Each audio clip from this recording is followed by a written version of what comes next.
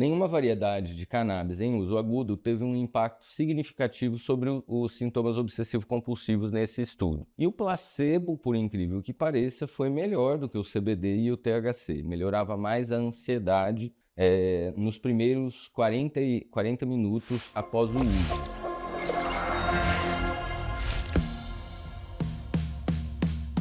Ensaios clínicos. Ainda temos poucos ensaios clínicos em toque e os ensaios clínicos com amostra bastante pequena, mas vamos analisá-los. Então, esse estudo do Kaiser, de 2020, comparou o uso da nabilona, que é outro THC, esse sim um THC sintético, né, em que 1 mg de nabilona equivale a aproximadamente 10 mg do THC, né? Então, esse estudo, né, dividiu 11 pacientes em dois grupos. Nabilona, 5 pacientes, versus nabilona combinada à exposição com prevenção de resposta. Então, a exposição com prevenção de resposta é a técnica psicoterápica considerada padrão ouro de tratamento no toque, em que o paciente se expõe às obsessões, se expõe aos medos dele e se pede para que ele não realize compulsões, né? Então, isso vai havendo uma habituação e uma diminuição da ansiedade causada pelas obsessões. Então, uma melhora no transtorno obsessivo-compulsivo. Então, nabilona sozinha versus nabilona com terapia de exposição com prevenção de resposta, né? Então, o grupo nabilona sozinha reduziu 2,7 pontos na Y-Box, enquanto que o grupo nabilona com exposição com prevenção de resposta reduziu 11 pontos em 8 semanas, né? Então, aliás, em 4 semanas. E aí, em 8 semanas foi o follow-up e eles mantiveram essas melhoras, né? Então, os autores discutem que provavelmente o THC ajudou, facilitou aí o processo de extinção dos comportamentos previamente aprendidos, né? Memórias que não estavam ajudando o paciente, né? Bem interessante esse desenho, embora a amostra muito pequena, mas mostrando aí uma potencialização do THC em relação à terapia cognitivo-comportamental, né? Esse outro estudo, né, um estudo laboratorial humano, duplo cego, que randomizou 14 indivíduos com toque para avaliar os efeitos agudos de canabinoides nos sintomas obsessivo-compulsivos. Desses 14 pacientes, 12 terminaram o estudo e eles fumavam 3 quimiotipos diferentes de cannabis. Então, um quimiotipo com predomínio de THC, 7% de THC, um quimiotipo com predomínio de CBD, 10% de CBD, e um outro que era um placebo, que tinha pouco THC e pouco CBD.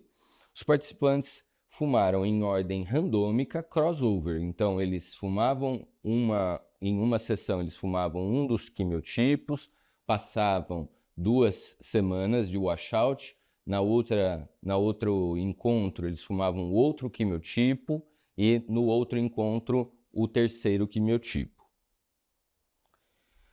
Então, o THC versus os outros quimiotipos, né, o CBD e o placebo, levou a mais psicoatividade, a um aumento de frequência cardíaca e aumento de PA, aumento de pressão arterial sistólica e diastólica, né? Nenhuma variedade de cannabis em uso agudo teve um impacto significativo sobre os sintomas obsessivo-compulsivos nesse estudo. E o placebo, por incrível que pareça, foi melhor do que o CBD e o THC. Melhorava mais a ansiedade nos primeiros 40 minutos após o uso. Estudo que provavelmente vai ser replicado no futuro com resultados que devem ser diferentes disso, né? Esse outro estudo testou com 50 adultos, né, com tricotilomania ou skin picking, né? Skin picking é outro transtorno do espectro obsessivo-compulsivo em que as pessoas ficam cutucando a pele. Por exemplo, cutucando a cutícula, cutucando espinhas ou feridas na pele, né? Então, foi testado 10 semanas do uso de dronabinol 5 a 15 mg por dia versus o placebo. tanto o dronabinol quanto o placebo reduziram significativamente os sintomas de tricotilomania e de skin picking, mas não houve uma diferença estatisticamente significante entre os dois grupos.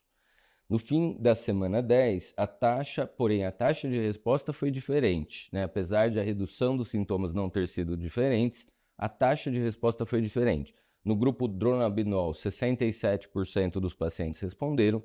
No grupo placebo, 50% dos pacientes responderam. Meus comentários a respeito de tudo isso, né? Então, até o momento, apenas 3 ensaios clínicos de canabinoides para o tratamento do TOC e são ainda ensaios clínicos muito preliminares, com amostras pequenas, com limitações metodológicas, algumas demonstrando algum efeito, e parece que o uso da cannabis fumada levou aí a uma redução de sintomas muito temporária no TOC, né? Segundo esses estudos que a gente tem hoje, né? Provavelmente a gente vai ter resultados melhores quando os estudos forem replicados com amostras maiores, com uma metodologia mais adequada, né? 3 desses estudos de TOC, além dos 2 estudos de tricotilomania, utilizaram o dronabinol ou anabilona, né? Então, nos Estados Unidos, na Europa, às vezes é mais fácil aprovar um estudo com dronabinol ou nabilona, que são o THC sintético ou semissintético, né? Do que propriamente aprovar com o THC, ou fito-THC, né? Digamos assim. 2 tipos de THC sintético, mesmo um dos casos tendo comorbidade com esquizofrenia, né? Então, um paciente com esquizofrenia e um paciente bipolar melhoraram com o dronabinol, apesar do diagnóstico aí de base ser esquizo ou bipolar, né? 3 cannabis fumada ou vaporizada, 3 estudos, aliás, utilizaram a cannabis fumada ou vaporizada, né? Produtos integrais. A ação anti-TOC parece ser decorrente da ação dos canabinoides em receptor CB1. Aparentemente, o sistema endocannabinoide parece regular os sintomas obsessivo-compulsivos por meio de efeito de controle top e down, né, do córtex frontal e as regiões límbicas, né? Então, tanto top to bottom quanto down to up, né? Então, você tem uma ação bidirecional aí no sistema e com melhora dos sintomas, né? Prática clínica, né? Então, no Brasil, nós não temos disponíveis esses THCs sintético e semissintético, a nabilona e o dronabinol. A cannabis deve ser utilizada apenas para toque refratário e possivelmente toques graves, né? Então, deve-se medir sempre o risco-benefício do uso do THC para esses pacientes, né? Então, pode-se utilizar em adultos que não têm um histórico de psicose, nem de epilepsia, nem de crises de pânico. Pode-se iniciar o tratamento com um óleo 1:1 de CBD com THC, né? Versus em crianças e adolescentes, ou pacientes com histórico de psicose, ou pacientes com outros quadros aí que poderiam piorar com o uso do THC, recomenda-se utilizar o CBD full spectrum ou então não utilizar a cannabis, né? O CBD full spectrum pode entrar e, se for necessário, se o paciente não estiver tendo efeitos colaterais com ele, né, e não estiver tendo eficácia ainda, pode-se suplementar um pouquinho a mais de THC muito gradualmente. Na nossa opinião, os resultados na prática clínica são bastante promissores. Eu tenho vários pacientes no consultório que melhoraram muito com a adição dos canabinoides ao esquema terapêutico padrão, né? Então, me parece ser um caminho muito promissor.